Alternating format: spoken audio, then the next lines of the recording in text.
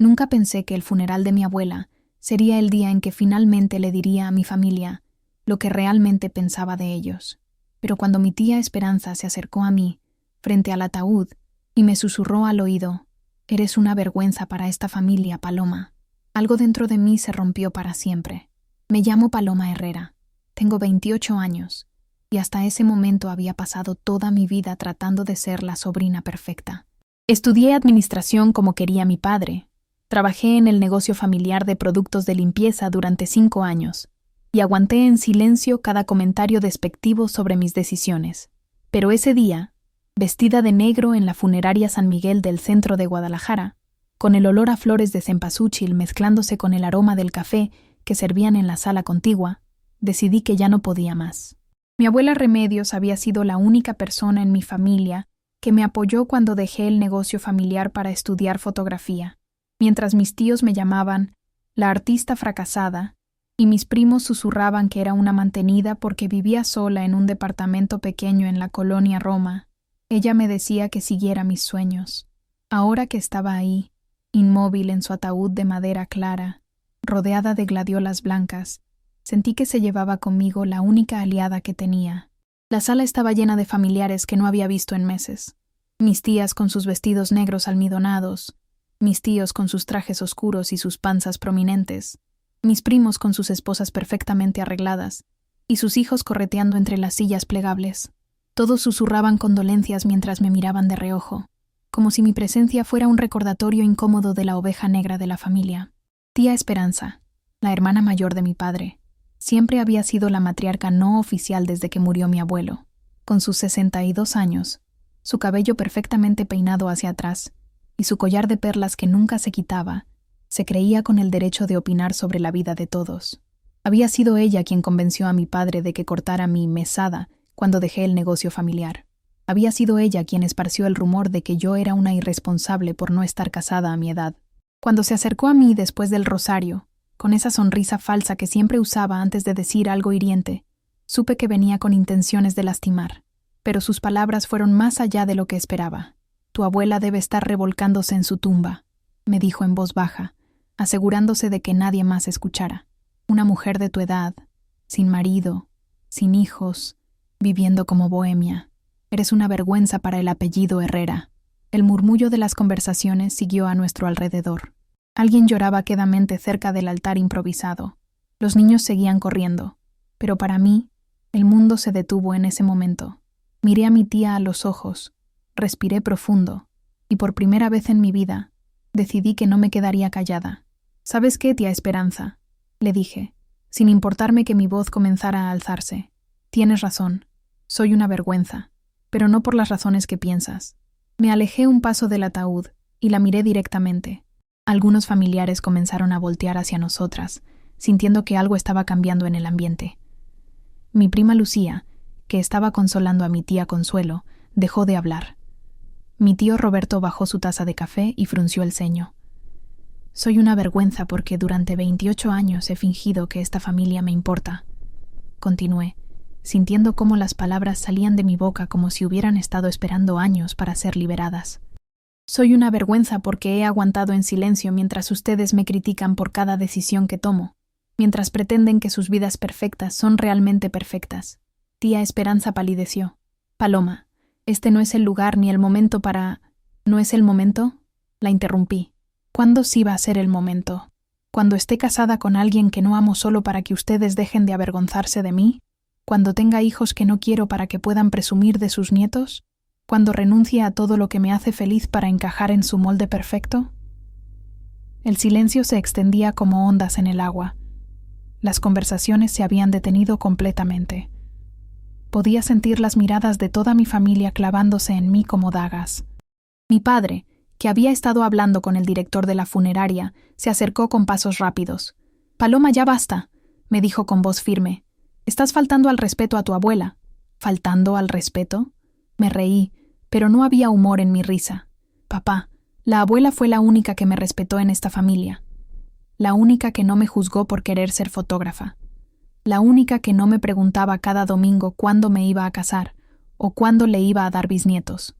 Mi tía Esperanza recuperó la compostura y me señaló con el dedo. Mira nada más cómo hablas. Tu abuela te consintió demasiado, por eso estás así de malcriada. Una mujer decente no hace berrinches en un funeral. Algo se encendió dentro de mí. Miré a mi alrededor, a todos esos rostros que me habían hecho sentir pequeña durante tantos años, y tomé la decisión más importante de mi vida. ¿Saben qué? Tienen razón. No pertenezco aquí, dije con una calma que me sorprendió a mí misma. Pero no por las razones que creen. No pertenezco aquí porque ustedes nunca han tratado de conocerme realmente, porque prefieren juzgar antes que entender, porque para ustedes es más importante el qué dirán que la felicidad de su propia familia. Caminé hacia la salida, pero antes de llegar a la puerta, me detuve y me di la vuelta. Toda mi familia me miraba en completo silencio, como si fuera una extraña que hubiera irrumpido en su ceremonia privada. Cuando terminen de enterrar a la abuela, dije, van a enterrar también la última razón que tenía para seguir fingiendo que somos una familia. Salí de la funeraria San Miguel con las piernas temblorosas y el corazón latiendo tan fuerte que pensé que todos en la calle podrían escucharlo. No tenía idea de a dónde ir. Mi departamento en la colonia Roma se sentía demasiado cerca, demasiado conectado con la vida que acababa de destrozar. Necesitaba distancia, aire, tiempo para procesar lo que había hecho.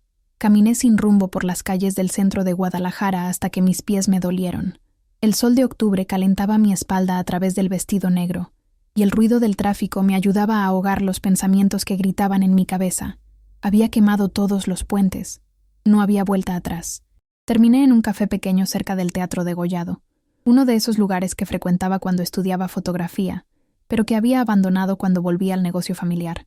La mesera, una mujer mayor con delantal floreado, me miró con curiosidad cuando me senté en una mesa del rincón, sin quitarme los lentes oscuros.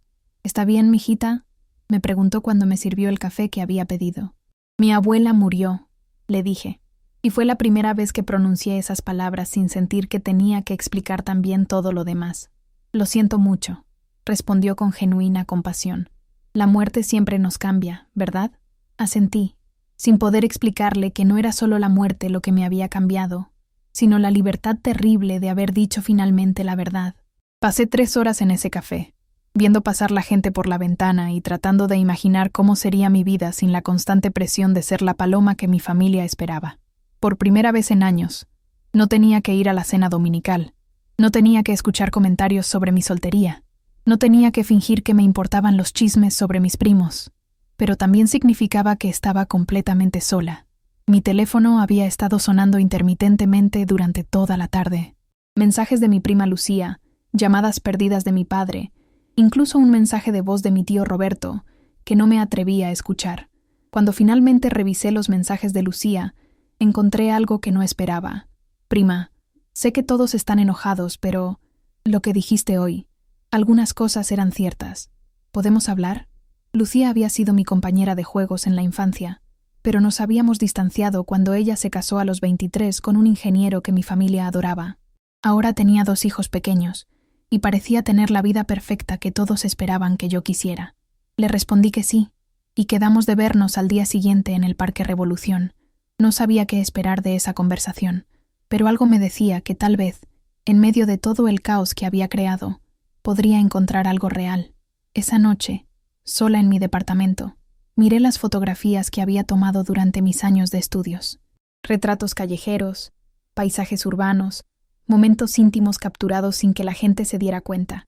Eran buenos, realmente buenos, y por primera vez en 5 años, no me sentí culpable por pensarlo. Tal vez mi tía tenía razón, tal vez sí era una vergüenza, pero quizás eso no era algo de lo que avergonzarse. Al día siguiente llegué al Parque Revolución 15 minutos antes de la hora acordada. Necesitaba ese tiempo para prepararme mentalmente para ver a Lucía, para enfrentar la primera consecuencia real de lo que había hecho en el funeral. El parque estaba lleno de familias disfrutando del domingo por la tarde, niños corriendo entre los árboles, parejas caminando tomadas de la mano. Todo se veía tan normal, tan ajeno a la tormenta que se había desatado en mi vida. Cuando Lucía llegó, noté inmediatamente que se veía diferente, más cansada, más delgada. Llevaba una blusa suelta y jeans, nada del arreglo perfecto que siempre lucía en las reuniones familiares. Nos abrazamos con esa torpeza de dos personas que solían ser cercanas, pero que habían dejado que la vida las separara.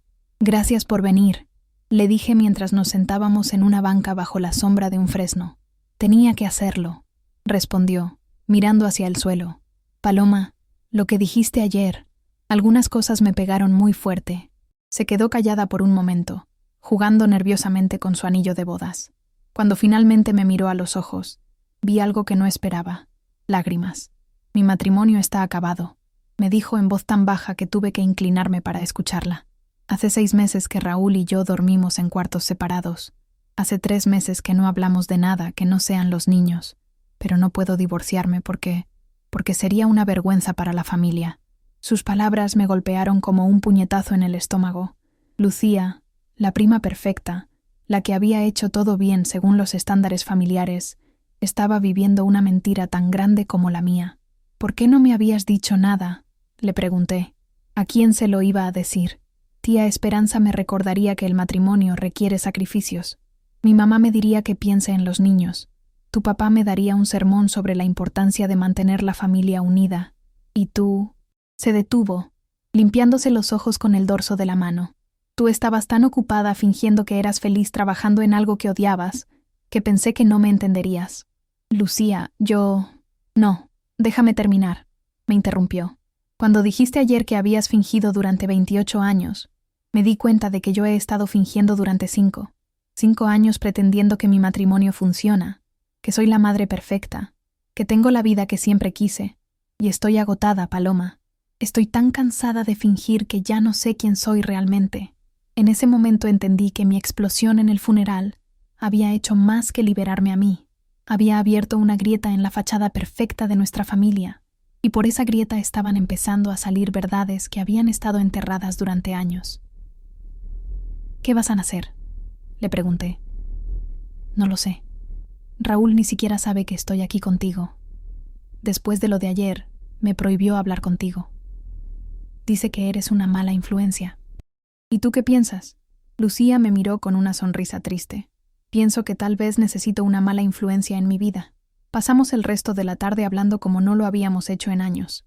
Me contó sobre las noches que se quedaba despierta preguntándose si había cometido un error al casarse tan joven, sobre cómo se sentía invisible en su propia casa, sobre los sueños que había abandonado para convertirse en la esposa y madre perfecta. Yo le hablé de los 5 años que había perdido trabajando en el negocio familiar, de cómo cada día me sentía como si estuviera traicionando a la persona que realmente era. Cuando nos despedimos, algo había cambiado entre nosotras. Ya no éramos solo las primas que fingían llevarse bien en las reuniones familiares. Éramos 2 mujeres que habían decidido dejar de mentirse a sí mismas. Pero esa noche, cuando llegué a mi departamento, me esperaba una sorpresa que cambiaría todo. Mi padre estaba sentado en los escalones de la entrada, con una expresión que no le había visto desde que era niña, y había roto accidentalmente su trofeo de béisbol favorito. «Tenemos que hablar, Paloma», me dijo, y por su tono supe que las consecuencias reales de mi decisión apenas estaban comenzando. Subí las escaleras en silencio, con mi padre siguiéndome los pasos. Una vez dentro de mi departamento, se quedó de pie en la sala, mirando las fotografías que colgaban de las paredes, como si las viera por primera vez. Había retratos que había tomado en mis años de universidad, paisajes urbanos de Guadalajara, momentos capturados en las calles que frecuentaba. Todo lo que él había considerado una pérdida de tiempo durante tantos años. «Tu tía Esperanza quiere que te disculpes públicamente», me dijo sin preámbulos, sin siquiera voltear a verme. «Dice que lo que hiciste ayer fue imperdonable, que faltaste al respeto a la memoria de tu abuela y que avergonzaste a toda la familia. ¿Y tú qué piensas, papá?». Se dio la vuelta lentamente. Sus ojos, del mismo color café que los míos, se veían cansados. «Pienso que mi hermana siempre ha sido una entrometida, pero también pienso que hay formas de decir las cosas, Paloma. Formas que no destruyen a una familia». ¿Destruir? Me senté en el sofá, sintiendo de repente un peso enorme en el pecho. «Papá, esa familia me estaba destruyendo a mí. Cada domingo, cada reunión, cada comentario sobre mi vida. ¿Cuándo fue la última vez que alguien me preguntó si era feliz? Cuando dejaste el negocio para estudiar fotografía, yo te pregunté si estabas segura. Te dije que era un riesgo. No me preguntaste si era feliz. Me dijiste que era un riesgo. Es diferente. Mi padre se quedó callado por un largo momento. Luego se sentó en la silla frente a mí, la misma donde mi abuela se sentaba cuando venía a visitarme en secreto, cuando me traía tamales y me contaba historias de su juventud. Tu madre llamó, me dijo finalmente, desde Mérida. Se enteró de lo que pasó en el funeral. Mi madre se había mudado a Yucatán hacía 3 años, después del divorcio. Había sido una separación amigable, pero dolorosa. Ella había decidido que necesitaba descubrir quién era sin ser la esposa de alguien más, sin ser la hermana política perfecta, sin ser lo que todos esperaban que fuera. En ese momento no la entendí. Ahora me daba cuenta de que tal vez había sido la más valiente de todas nosotras. ¿Qué te dijo?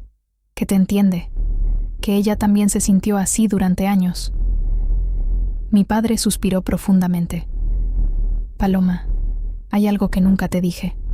Cuando tu madre se fue, yo no traté de detenerla porque sabía que tenía razón. Sabía que nuestra familia puede ser asfixiante. Las palabras me golpearon como una revelación. Durante 3 años había culpado a mi madre por abandonarnos, por romper la familia. Nunca se me ocurrió que tal vez había hecho lo que tenía que hacer para salvarse. Entonces, ¿por qué me obligaste a volver al negocio? ¿Por qué nunca me defendiste cuando tía Esperanza me criticaba? Porque tenía miedo, admitió, y fue la primera vez que escuché a mi padre reconocer que tenía miedo de algo. Miedo de perderte también. Pensé que si te mantenía cerca, si te daba un lugar en el negocio familiar, te quedarías. No me di cuenta de que te estaba perdiendo de todas formas. En ese momento sonó mi teléfono.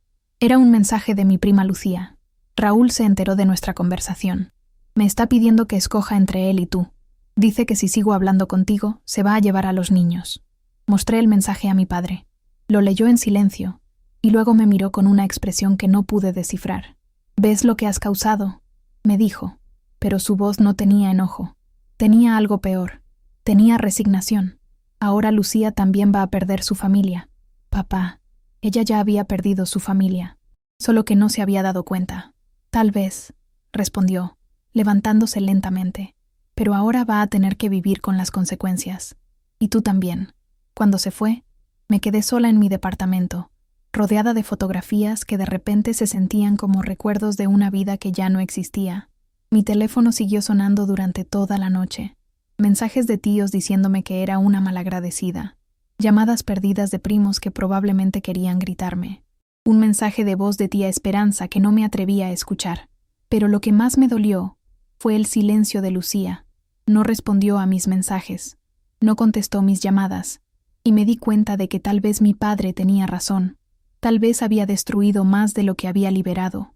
Esa noche, acostada en mi cama, mirando el techo de mi departamento, me pregunté si había valido la pena, si la libertad que había ganado compensaba todo lo que había perdido. Y por primera vez desde el funeral, no estaba segura de la respuesta. Los siguientes 3 días fueron los más difíciles de mi vida. No salí de mi departamento, no contesté el teléfono, no revisé mis redes sociales. Me alimenté de café y las galletas que tenía guardadas para emergencias, mientras trataba de procesar la magnitud de lo que había desatado. Cada vez que cerraba los ojos, veía la cara de horror de mi familia en el funeral, escuchaba las palabras de mi padre sobre las consecuencias, pensaba en Lucía atrapada entre su matrimonio fallido y la presión familiar. El miércoles por la mañana, cuando ya no podía soportar más el silencio de mi departamento, decidí salir a caminar. Necesitaba aire, necesitaba movimiento, necesitaba recordar que existía un mundo más allá del caos que había creado. Caminé sin rumbo hasta que mis pasos me llevaron, casi por instinto, al pequeño estudio fotográfico donde había hecho mis prácticas universitarias. La puerta tenía un letrero de "Se renta", pero a través del cristal pude ver que algunos equipos todavía estaban ahí. Marcos, el dueño, había cerrado el negocio el año anterior para mudarse a Ciudad de México. Mientras miraba ese espacio vacío, lleno de recuerdos de cuando era feliz creando algo propio, sonó mi teléfono. Era un número que no reconocía, pero contesté de todas formas. ¿Paloma Herrera?, preguntó una voz femenina desconocida. Sí, soy yo. Habla Carmen Mendoza, de la revista Guadalajara Cultural. Conseguí tu número a través de tu profesor de fotografía, el maestro Jiménez. He visto tu trabajo y me gustaría proponerte algo. Mi corazón se aceleró. Carmen Mendoza era una editora reconocida en la ciudad, alguien cuyo trabajo había admirado desde mis días de universidad. Estamos preparando un número especial sobre mujeres que han transformado sus vidas, que han tomado decisiones difíciles para ser auténticas. El maestro Jiménez me mostró tu portafolio y creo que tu perspectiva visual sería perfecta para este proyecto. ¿Te interesaría hacer una serie fotográfica sobre el tema? Era como si el universo me estuviera poniendo a prueba. Justo cuando me sentía más perdida, cuando dudaba de cada decisión que había tomado, aparecía una oportunidad que conectaba directamente con lo que estaba viviendo. Sí, respondí sin dudar. Me interesa mucho.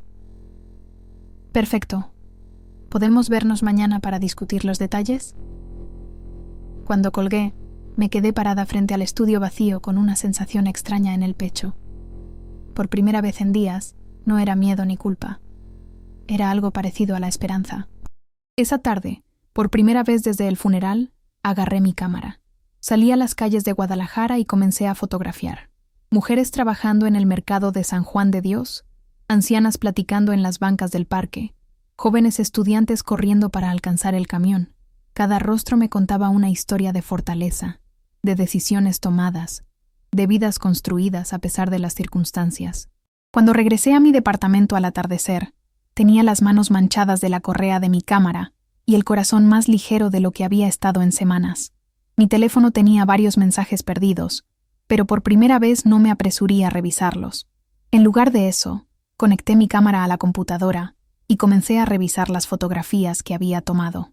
Eran buenas, más que buenas. Tenían algo que no había logrado capturar en años: autenticidad. Era hora de tomar una decisión que cambiaría todo para siempre. Al día siguiente me reuní con Carmen Mendoza en un café del centro histórico. Era una mujer de unos 40 años, con el cabello corto y una energía que me recordó a mi abuela Remedios. Me explicó que la revista quería una serie de 15 fotografías acompañadas de testimonios breves, enfocándose en mujeres que hubieran tomado decisiones difíciles para vivir auténticamente. El proyecto se llama Rompiendo Moldes, me dijo mientras revisaba mi portafolio en su tablet. Y después de lo que me contó el maestro Jiménez sobre tu situación reciente, creo que eres exactamente la persona que necesitamos para capturar esta esencia. Le conté sobre mi explosión en el funeral, sobre las consecuencias que había enfrentado, sobre mi prima Lucía y todo lo que había desatado. Carmen me escuchó con atención, asintiendo de vez en cuando. Paloma, ¿te das cuenta de que tu historia también merece ser contada? No solo como fotógrafa, sino como protagonista. Esa tarde comencé a trabajar en el proyecto con una intensidad que no había sentido en años. Durante las siguientes 2 semanas, entrevisté y fotografié a mujeres extraordinarias. Una abuela que había abierto su propio negocio a los 60 años después de enviudar. Una joven que había dejado una carrera en derecho para ser chef. Una madre soltera que había regresado a estudiar medicina. Cada historia me recordaba que no estaba sola en mi decisión de romper con las expectativas familiares. Pero la verdadera prueba llegó un viernes por la tarde, cuando estaba editando las fotografías en mi departamento. Tocaron a la puerta con insistencia. Cuando abrí, me encontré cara a cara con tía Esperanza, mi padre, y para mi sorpresa, Lucía. Paloma, esto tiene que terminar, dijo tía Esperanza sin saludar siquiera. Lucía nos contó que la estás llenando de ideas raras. Su esposo está considerando llevarse a los niños si esto continúa. Miré a Lucía, que tenía los ojos rojos de llorar. ¿Es cierto?, le pregunté. Raúl me dio un ultimátum, respondió con voz quebrada. O dejo de hablar contigo y vuelvo a ser la esposa que él quiere, o se lleva a los niños y pide el divorcio. Entonces dile que se vaya, respondí, y las palabras salieron de mi boca con una firmeza que me sorprendió. ¡Paloma!, gritó mi padre. ¿Cómo puedes decir eso? Porque un hombre que amenaza con quitarle los hijos a su esposa por hablar con su prima no es un hombre que merezca tenerla, respondí, mirando directamente a Lucía. Y porque una familia que prefiere que finjas ser feliz antes que apoyarte para que seas realmente feliz no es una familia que valga la pena conservar. Tía Esperanza se puso roja de indignación. Eres una egoísta, Paloma. Estás destruyendo a esta familia con tus ideas modernas. No estoy destruyendo nada, respondí con una calma que no sabía que tenía. Estoy exponiendo lo que ya estaba roto. En ese momento, Lucía se enderezó y me miró a los ojos. Tienes razón, dijo, y su voz sonó más firme de lo que la había escuchado en años. Raúl puede quedarse con la casa. Yo me quedo con mi dignidad y mis hijos. El silencio que siguió fue ensordecedor. Tía Esperanza nos miraba como si fuéramos dos extrañas. Mi padre negaba con la cabeza. Pero yo vi algo diferente en los ojos de Lucía. Vi libertad. Por primera vez desde el funeral, supe con certeza que había tomado la decisión correcta. 6 meses después, estoy parada en la galería de arte más importante de Guadalajara, viendo cómo decenas de personas admiran mi exposición, rompiendo moldes. Las fotografías que comenzaron como un proyecto para la revista se convirtieron en algo mucho más grande, un testimonio visual de mujeres que decidieron vivir auténticamente, sin importar el precio. Lucía está a mi lado, radiante en su vestido azul marino, sosteniendo un catálogo de la exposición. Después de 6 meses de batalla legal, logró la custodia compartida de sus hijos y abrió su propio despacho de contabilidad. Ya no es la prima perfecta que fingía felicidad. Ahora es una mujer real, con ojeras de trabajar hasta tarde, pero con una sonrisa genuina que no había visto en años.